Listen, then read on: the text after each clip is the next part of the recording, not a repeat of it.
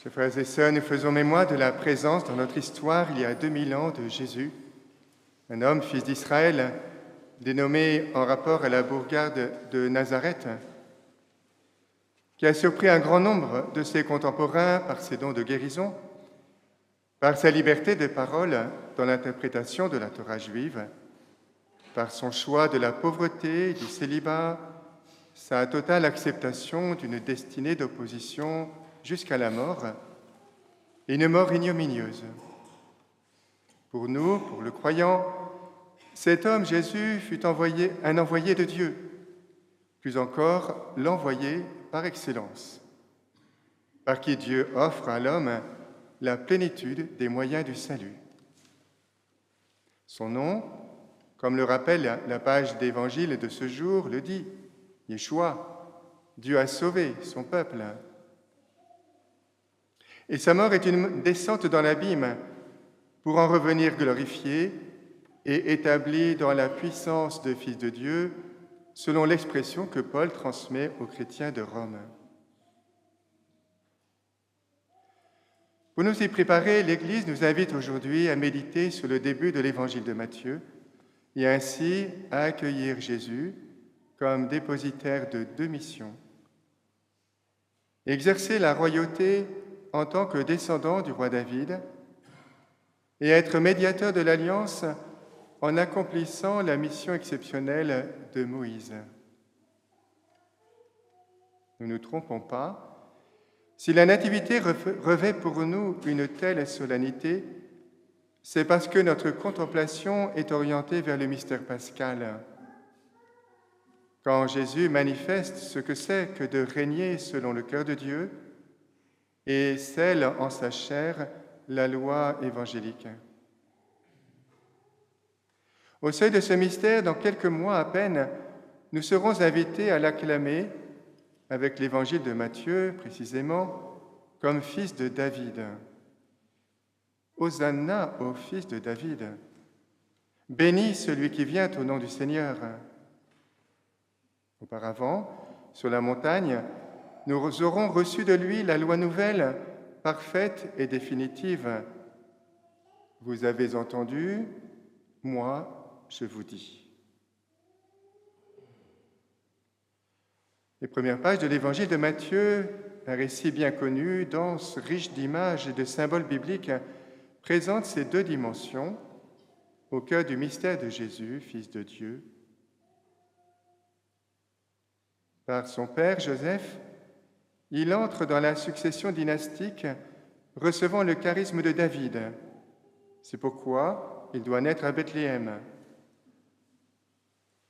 Échappant à la mise à mort des enfants mâles par décision du roi de l'époque, Hérode, Jésus prend la route de l'Exode pour assumer l'histoire de son peuple et le guider en pleine conformité avec les desseins divins, prenant ainsi le relais de Moïse, sauvé des eaux, et devenant l'étoile de Jacob, le Messie annoncé par le païen Balaam. Jésus, un homme, disions-nous, qui a surpris ses contemporains. Mais soyons vrais, pas tant par les prodiges qu'il réalisa et la piété sans faille qu'il manifestait, qui déjà suggérait aux Juifs pieux qu'il méritait le qualificatif de Fils de Dieu, d'autres que lui faisaient des prodiges et pratiquaient une piété exemplaire, mais qui n'avaient pas sa sainteté.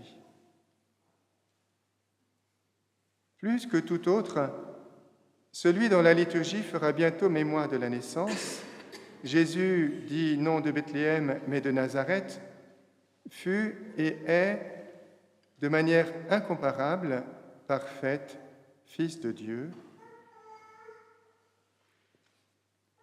Cette manière unique, absolument unique, transparaît dans la surprenante conviction que sa conception fut virginale. Nous l'avons entendu de nouveau ce matin. Ne crains pas, Joseph, fils de David, ne crains pas de prendre chez toi Mariam, ta femme. Certes, ce qui fut engendré en elle est de l'Esprit Saint, mais elle enfantera un fils, et tu appelleras son nom Yeshua, Jésus. De quelle crainte cet homme juste et pieux doit-il être apaisé?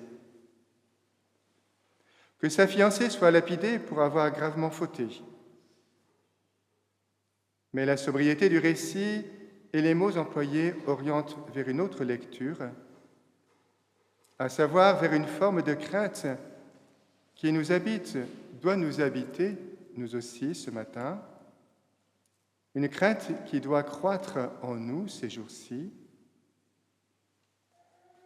La crainte qui pousse Joseph à libérer sa fiancée par souci de justice et de piété vient certainement d'avoir deviné un événement inouï, un passage divin qui, plus que la visite d'anges annonciateurs de naissance de sauveurs humains, comme dans le cas de Gédéon et de Manoah, ressemble à celle du Dieu de Moïse dans le buisson.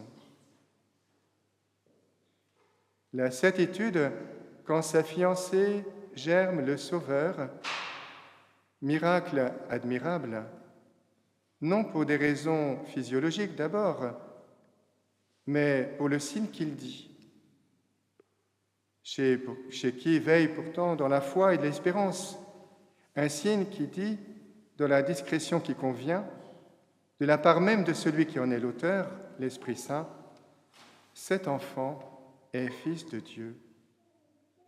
Et il est même plus que fils d'une femme humaine.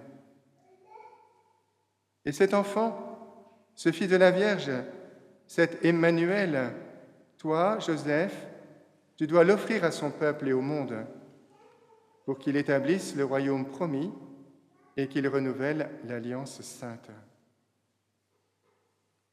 Chers frères et sœurs, puisse cette joyeuse mais sainte crainte animer profondément notre contemplation et notre espérance, qu'elle enveloppe et stimule notre disposition à recevoir notre roi, bien plus qu'un fils de David, en ces heures qui nous séparent de la nuit de Noël.